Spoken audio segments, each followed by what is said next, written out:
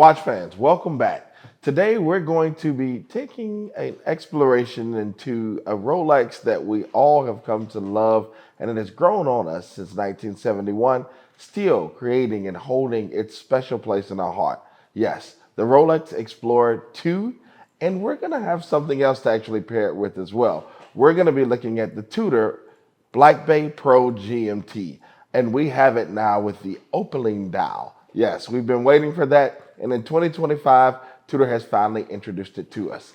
Now, a lot of people would say, well, why are you blending or saying those names kind of simultaneously? And for those who don't know, please do understand that Tudor falls under the Rolex umbrella. Even though they are separate entities and separate companies, they are created with the same founder. So whereas for Rolex, Hans says that a magical genie whispered in his ear and gave him those special 5 letters that could actually be told in any language, and as they're said in those languages, would always be pronounced the same as Rolex.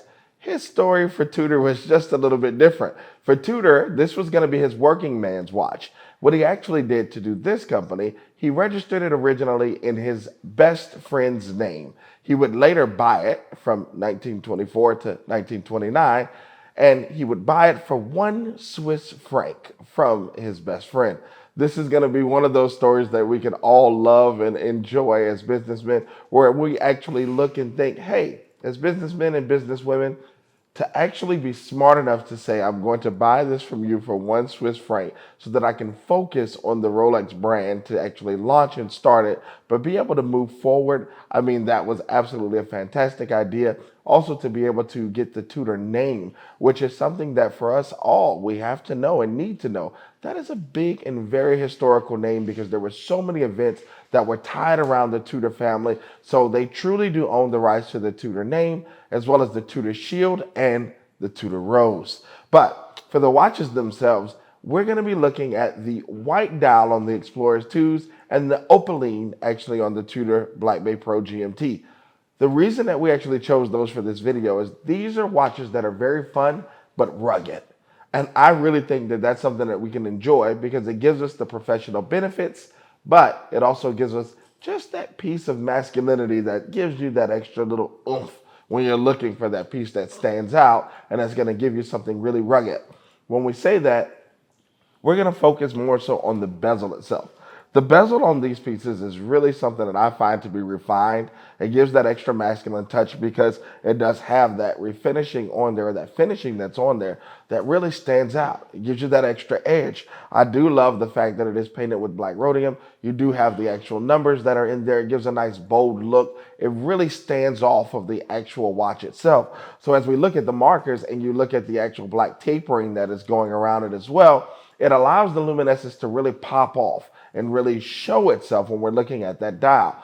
And Rolex gives a paper white dial like no other. I know that's been one of the big controversies recently has been, is white a true color? How do you measure it? Well, Rolex made it in a way that you cannot measure it because it gives you such a beautiful optical illusion. And I think it was more than fantastically done. So when you have those applied markers again, that luminescence really pops or gives more of a 3D imaging or 4D imaging on the dial itself, which really is fun.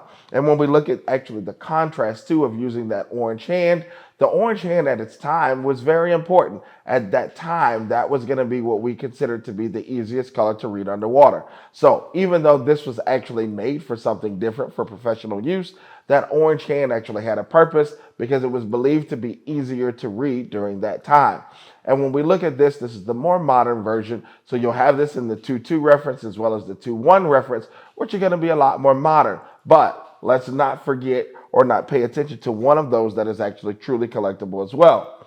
If we're mentioning this reference, we always have to go to that red hand. Yes, the 40 millimeter with the red hand is one that will always be timeless.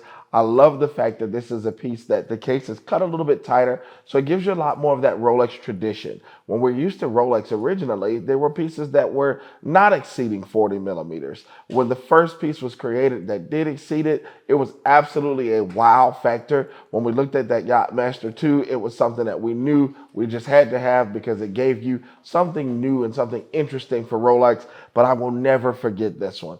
Also, this is one of those fun pieces for those fans like we're here in the South. So in the South, this is that UGA piece. This is that Coca-Cola piece. That's one that when you see that black and red, you absolutely know it, versus for the newer model style. For all my Auburn fans or Tennessee fans or Syracuse fans, they absolutely love that orange hand. And with football season being not too far away, hey, you want to grab one of these because when homecoming comes, you want to feel good when you come home and be able to show that extra level of success and details of things that have been going on in your life for yourself and for your family. So this is one of those pieces that I really find to be fun, and definitely it has given an evolution since 1971.